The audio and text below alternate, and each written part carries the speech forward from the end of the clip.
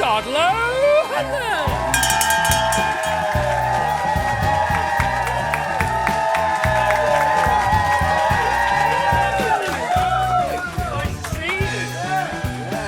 Gosh, so this is the third book, but it's the first cozy crime. It's the first proper crime novel. Come on! Yes. I've eliminated all my dark impulses. Right.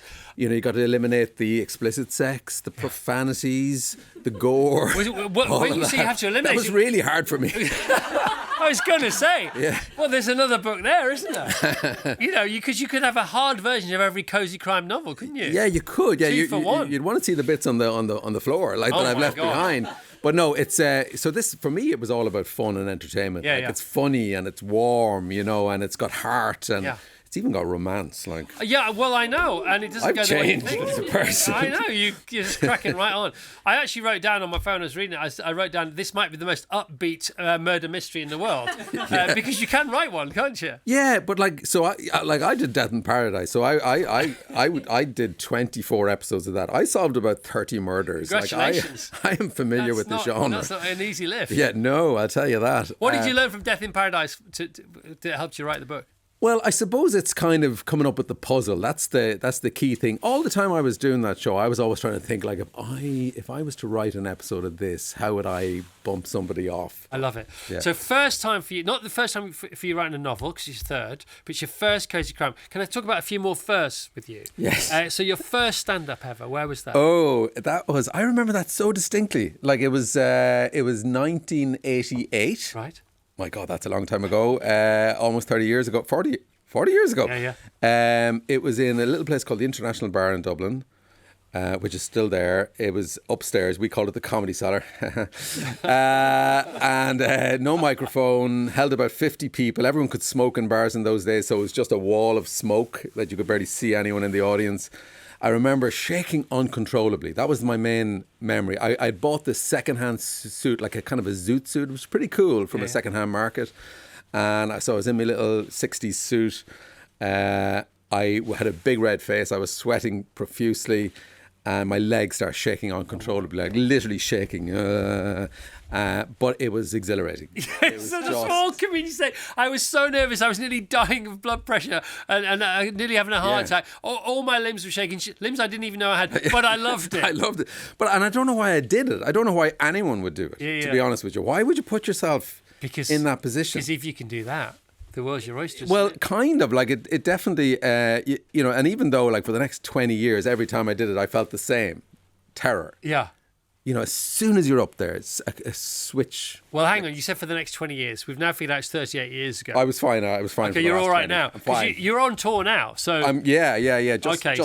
Just more or less wrapping up. Yeah. Ardalhanlon.com. And you're not nervous anymore. You're excited, I would imagine, to go on stage. I love it. I actually love it. I relish it. And I don't know if that's an age thing. I think it is an age thing. As you get older, you don't care as much what people think, maybe. Or at least you're better at convincing yourself of that. Yeah. There's always, the tension never goes away. Or the self-doubt. That never goes away. Squeaky bum time is always on the agenda. Yeah, but you know, you couldn't survive without it. Like, I think I'd just collapse if I didn't have that adrenaline propping me up. All right, what about the first time you ever heard the name Father Ted? I was running around like an absolute fool in those days. Like, I was really busy, really getting off on the whole stand-up thing. And the morning I heard about the Father Ted audition, Arthur Matthews, one of the writers, rang me and he said, you haven't come in for the audition. And I said, well, I didn't know about it.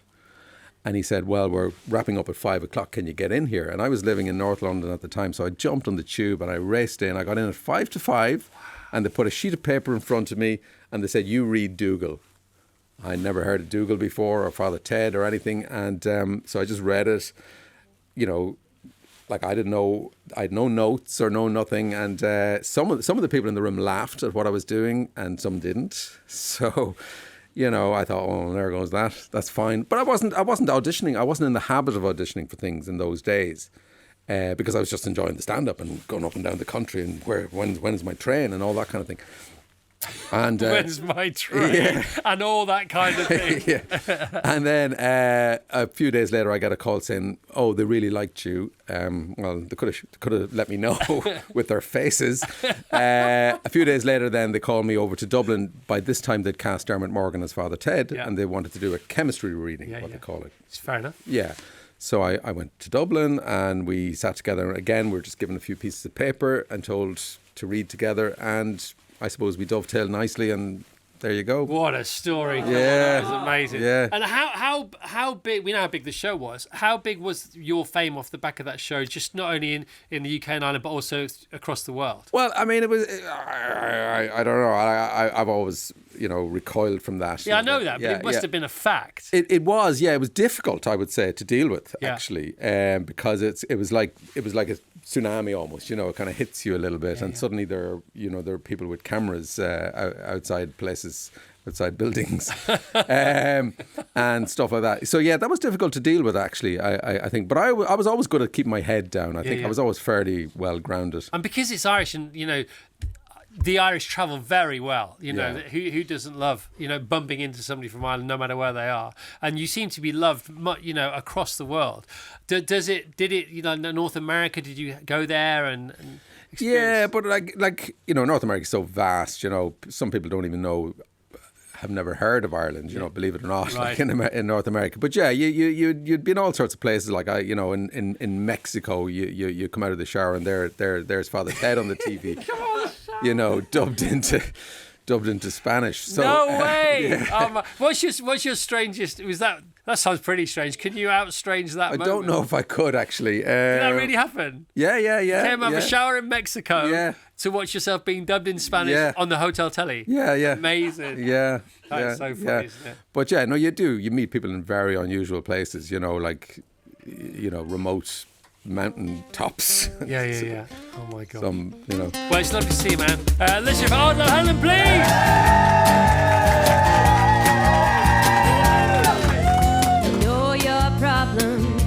You keep it all in. You know your problem. You keep it all in. That's right. The conversation we had last night, when all I wanted to do was knife you in the heart. I kept it all in. You know your problem. You keep it all in. Know your problem, you keep it all in. At midnight, a husband getting ready to fight. A daughter sleeps alone with the light turned on. She hears, but keeps it all in. Just like that murder in 73, just like that robbery in 62. For all these things that have happened to me, I kept them all in. So why'd you keep on telling me now?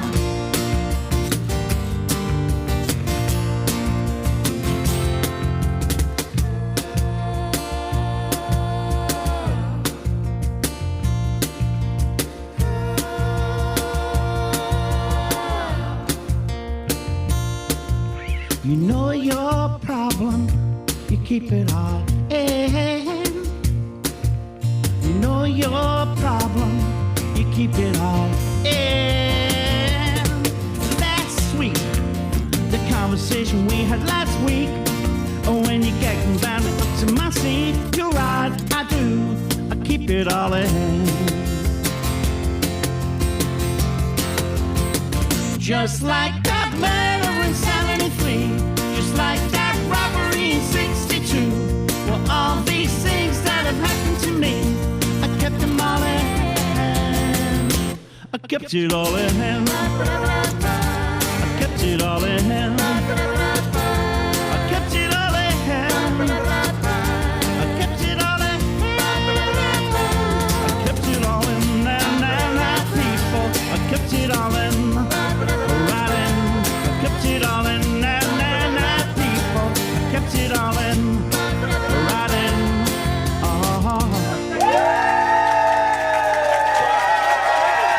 It's the totally gorge, Helen George. Yes. How are you? Great, nice to see you. Nice to see you. Oh, are you still touring? Are you still working on? Yeah, I've just come back from Belfast. I'm doing High Society on tour at the Yes, moment. you We're are. in Birmingham this week. And you came in to talk about that. How long has it been?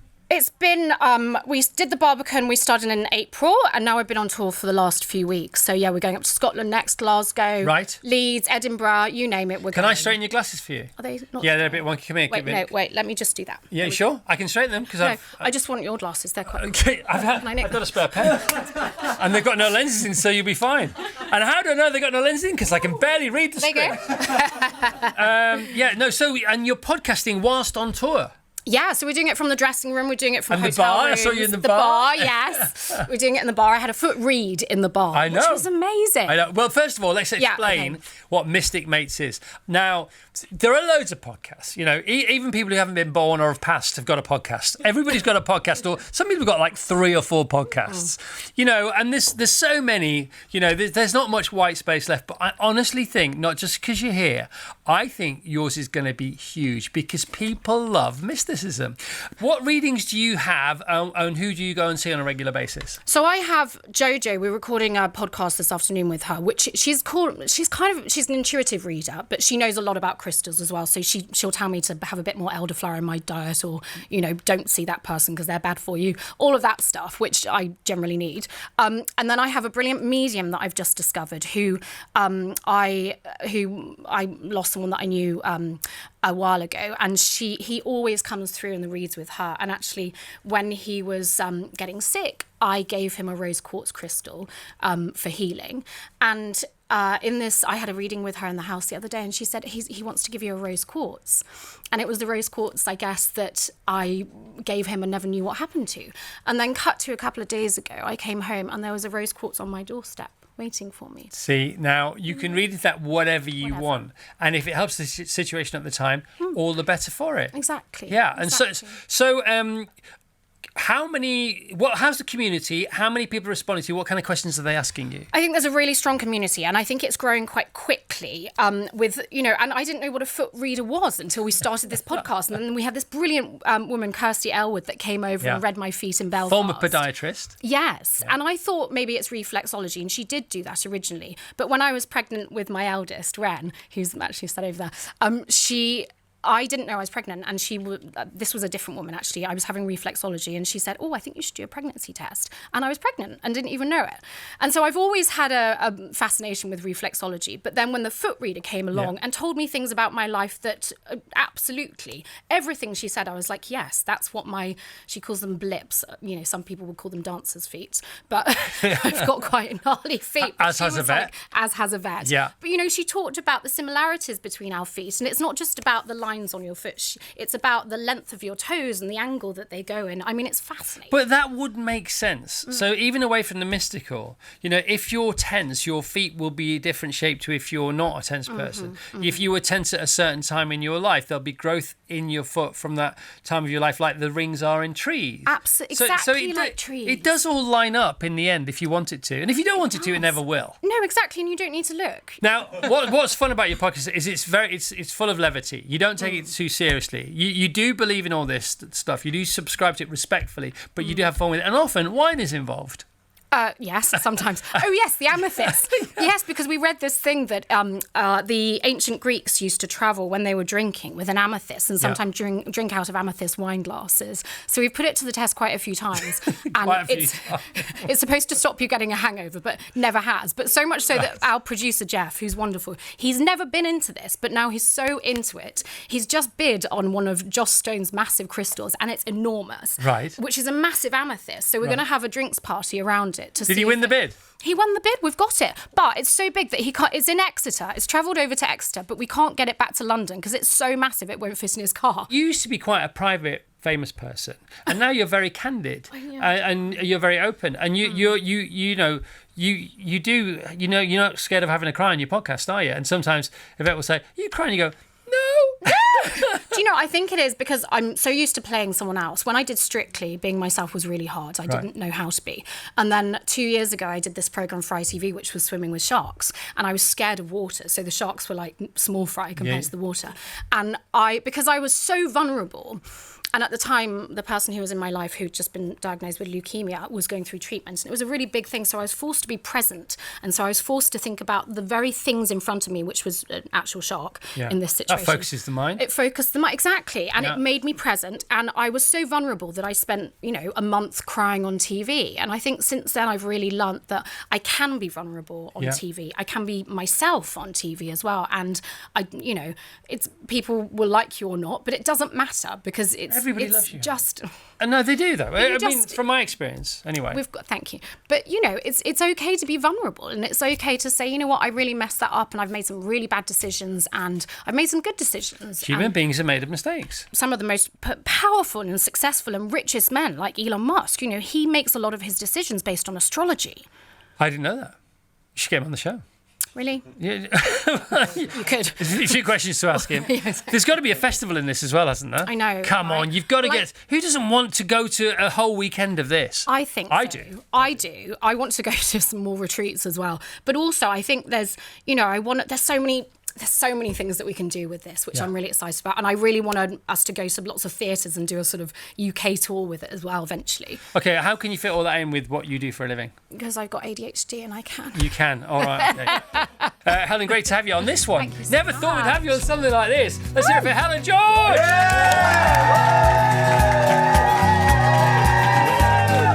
Saw you tie your shoelaces, you look so very pleased. They came undone immediately, you sank down on your knees. Later at the light bulb change, it took you several hours. I watched you punch the air in joy, thought the future's ours. North Korea on holiday, Beirut for a midweek break. We could go just anywhere and make the most of our mistake. And if the sun don't shine, well the boys don't mind, like a right foot and left shoe. My favorite kind of idiot is you. You're a little bit cute, but you ain't no beaut, but I don't take you for the view. My favorite kind of idiot is you. I saw you try to cross the road in a fight that you still lose. Both cycle lane and bus lane still leaving you confused. Returning half hour later, you still look pretty lost. Finally reached the other side, forgetting why you crossed. New York, London, Milan, Paris, none of them we've been. Just a one-day trip to the council tip fulfills our every dream. And if the sun don't shine, well the boys still mind, like a right foot and left shoe. My favorite kind of idiot is you. You're a little bit cute, but you ain't no beaut, but I don't take you for the view. My favorite kind of idiot is you. I can't believe the things we do and just left on our own. But madness and insanity furnish both our homes. You're my dream idiot. I hope I'm your dream fool. They wouldn't make a law or security door if you weren't meant to break the rules. And if the sun don't shine, well the boys don't mind, like a right foot and left shoe. My favorite kind of idiot is you. You're a little bit cute, but you ain't no beaut, but I don't take you for the view. My favorite kind of idiot is you. My favorite kind of idiot is you. My favorite kind of idiot is you. Munya Chawawa!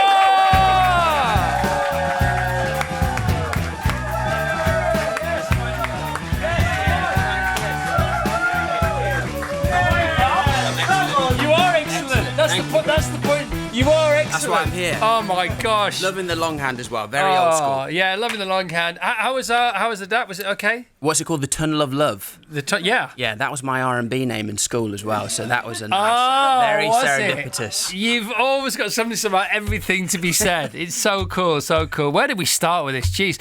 For me, it seems like you're fresh on the scene, but it's been a minute, hasn't it? It's been like 7 years now. Well, I can't believe that. It's like 7 weeks almost. Yeah, and the first character was was a Jamie Oliver spoof. So it was a character called Johnny Oliver.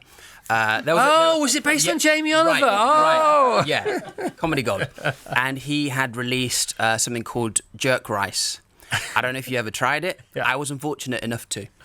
It was basically rice and some sort of bean and some sort of gravy in a packet. Yeah. And I thought, okay, how would Jamie Oliver turn this into a full meal? Yeah. And that was the first sketch. And then the rest was history. The rest, well, it's history, but it's ongoing, isn't it? Second character. I would say the second, another really kind of low-key one was Theresa May's dance tutor, which is very, very niche, which was really going for mainstream Britain there. But since then, there's been Nigella, Bevan Startlet, which is a parody. You got to be careful now. Podcaster. You got to be careful. Don't want to get sued. We're live on the radio. Not related to I like anyone my in real job. life. I like my job. Of course, there's Barty. Let's not forget Barty. Barty Crease. Just a name. These are just the names. Unknown P, the UK's Unknown P, first smashed popular it. rapper. Piers Morgan. And now Bottom in A Midsummer Night's Dream. Right. Yeah. So how is your mission going to not be known as just the video guy? And is this part of that? That's a good question. I think. Thank you. Really good. Really good. Good question. Question 2. I'll use that again. I would say, like, for me, I just love, I love to entertain. And it, everyone sort of tells a story of, I knew I wanted to be an entertainer from my first ultrasound I was performing for the machinery. But for me, it kind of was like that because we were in Zimbabwe, grandparents were in England, and they wanted to know what we were doing. We were miles apart.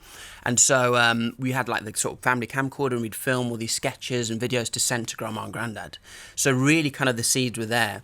And so, yeah, I love doing my sketches, but I'm also like, I wonder what stage is like. I wonder what documentaries are like. Yeah. I've done 3 documentaries now. I'm banned from, pretty much banned from Zimbabwe, America.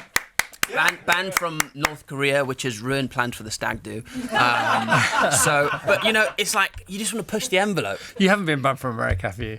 No, not yet. Not yet. I mean, work in progress. I mean, you gave it a good go, though. Yeah. So I mean, there's been lots of documentaries, about Trump, but mine was the best one. None of them were quite as good as mine. Yeah, you do actually give masterclasses in how to do a Trump impression, don't you? Well, the thing is, everyone does it, but you just have to sort of imagine being in a really tight toilet cubicle and having the world's tightest pair of lips, which is a horrible sentence. But how would you manifest that acting advice? I was trying to do it because I watched you with Joe Marler. Your Joe Marler episode was great. Thank you, man. Because I love Joe's podcast. Yeah. And you and he together, you very gently went toe to toe. Right. And he had to go at the Trump, and I was doing it along in the car, and I was thinking, I hope he does that. I'm not going to even go there. You have to, Chris. No, so just tell me again. Okay, so you're in the world's tiniest cubicle. You can't really move your arms. And your lips are pressed really tightly together. I've seen you do it before, Chris. Dinosaur. You've got very tight lips. Very tight lips. Okay, so Yeah. That's more. Is it? Are you getting No. You went a bit more sort of Jacob Rees-Mogg. That's fine. Did I? Yeah, a bit. Oh, Your top nearly lip just swore on sort the of radio disappeared. then. I've got the cards. Yeah, that was good. That was a good reveal. All right, so this is true or false. So the way we play it on this show is I've been reading about you, loving. By the way, greatest research day ever because just all the fun, watching all your stuff, this that, and the other. So the team have thrown together a true or false, and you're asking me now true or false questions about you, and I'm going to see if my research is up to it or not. Thank you for spelling my name right, by the way. I have had everything in the last few I didn't spell it right. I turned up at an airport the other day and it said Munya Chawawa, which is not even near Chawawa. No, it's not fair, is it? And 12 times in my life. Was that on the iPad? Yeah. And 12 times in my life, I've said to someone, they go, "What's your name?" And I say Munya, and they go, "William." It's so weird. How does that even colonise work? me on the spot. By the way, the Munya was it the Munya Chawawa? Yeah. What if you got in somebody else's cab? What if there was a Munya Chawawa? Maybe there was. Yeah. For that, I apologise. That's always fun, isn't it? Looking for an iPad and that's me. And then just having the day of that person go to the meeting, all that kind of stuff. Yeah. If Munya Chawawa's out there, please let us know. Yeah, all right, true or false? Here we go. And do you think Mars bar should be in the fridge? Freezer. Or fridge. Or fridge. Let us know, Munya Chawawa. Okay, so true or false? True or false? I religiously used to do 1,000 sit-ups and 1,000 press-ups every night. I think you've said that, but I'm not sure it's true. Okay. Give me your reasoning. Okay. Just because I think it's almost impossible, but you are in great shape. Thank you. I'll go true. It is actually true. Oh, 1,009 of both. I was in Framley Piggott. I had no friends. And what's even weirder about this story is I would do it to the soundtrack of High School Musical. Which isn't that long. Which isn't that long. All right. So I had to have it on a loop. And these were the days you couldn't loop on YouTube. So I get to 100, have to get up, restart the video, get to another 100. 1,000 sit-ups and 1,000 press-ups every single night. Yeah. How long did it take? Could you do them? 3 hours. Honestly. Truly. No, not every. Could you? Okay, the first night you ever did it. Yeah. You couldn't do 1,000 straight off the bat of each. I'd have little breaks. I'm not a monster. But it's still, it's still 1,000. And how long did that last for? For the whole of year 10. Year 10? I thought it was like when you're 21 or something like that. Year 10. The most shredded year 10-year-old in the world. Yeah. That's mad. All right, another one. Okay, true or false? I used to practice my guaranteed loudest clap while sitting on the loo. It's insane. That is true. That is true. Okay. It was a clap I heard you tell that story. Yes, it was a clap of the hands, by the way. And it was to see... It was just to see how loud I could clap. Right, so you didn't press how loud you could clap. This is a clapping thing. It's not a typo. No, how loud I could clap. Why? Why not, but why?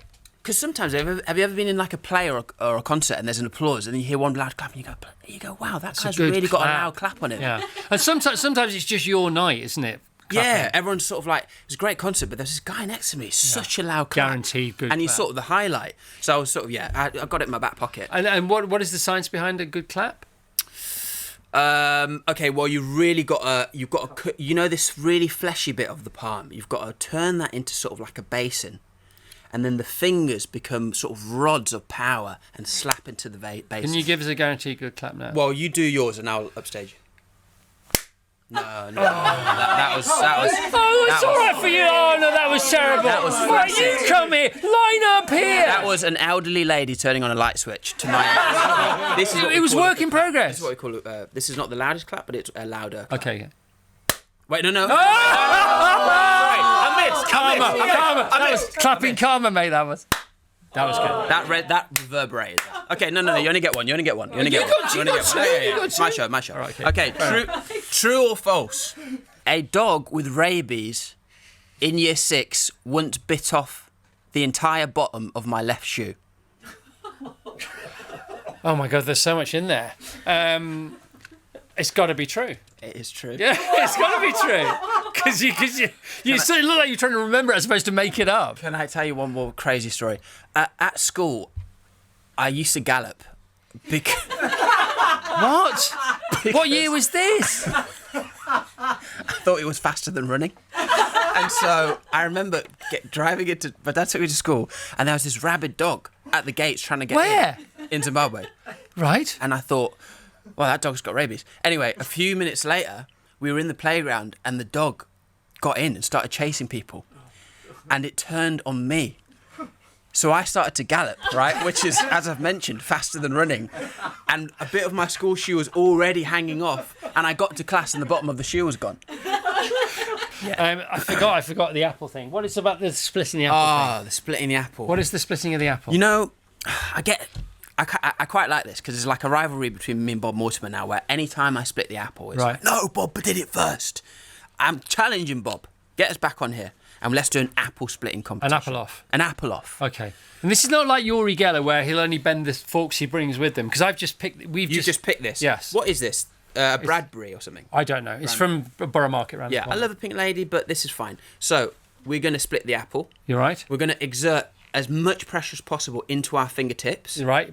But you're not allowed to dig in, are you? That's the thing. Not really, That's the but rules. low-key I probably do. Right. Right, go on. I can't do it. What is that about? How'd you do that? When did you... To get your 1,000 press-ups. They talk about grip strength, don't they? There's not a trick to it. Is it just pure strength? Unfortunately, yes. Don't look at me so condescending. I loved you up until that very moment. There you go. We got your prize because you are. Thank you very much. Bounty. Elite chocolate. All right. Can we hear it for Munya, please? Munya Chawawa. 25 years and my life is still trying to get up that great big hill of hope for a destination. I realized quickly when I knew I should that the world was made up of this brotherhood of man, for whatever that means. And so I cry sometimes when I'm lying in bed just to get it all out what's in my head. And I get a feeling a little peculiar. And so I wake in the morning and I step outside and I take a deep breath and I get real high and I scream at the top of my lungs, what's going on? And I say, hey, yeah, yeah, hey, yeah, yeah. I said, hey, what's going on? And I said, hey, yeah, yeah, hey, yeah, yeah. I said, hey, what's going on?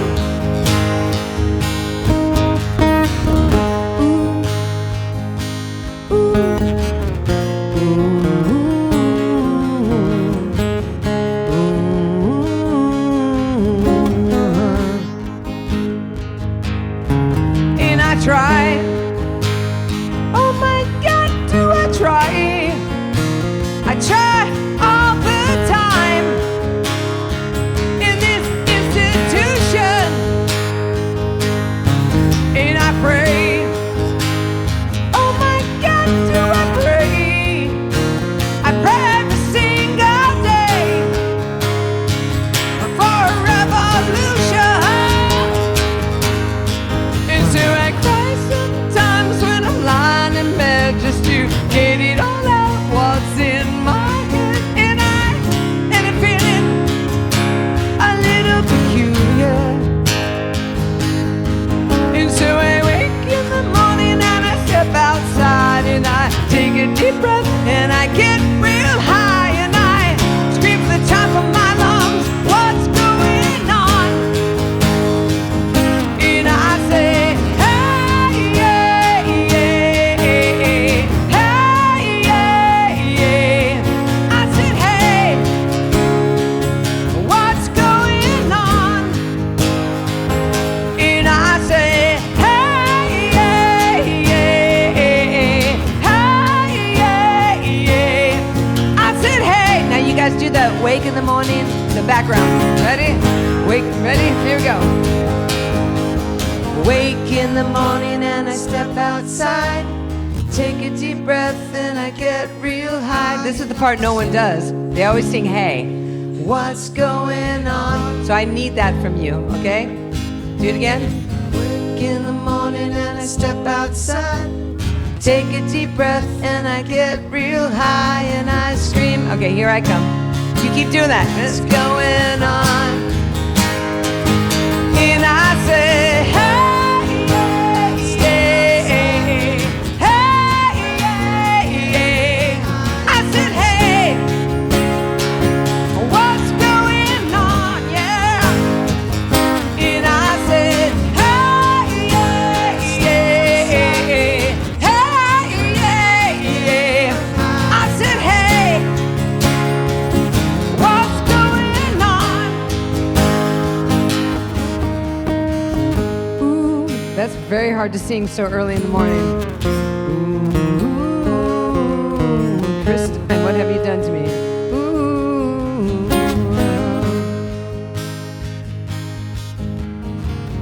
25 years and my life is still trying to get up this great big hill of hope to be on the TFI show. Bye.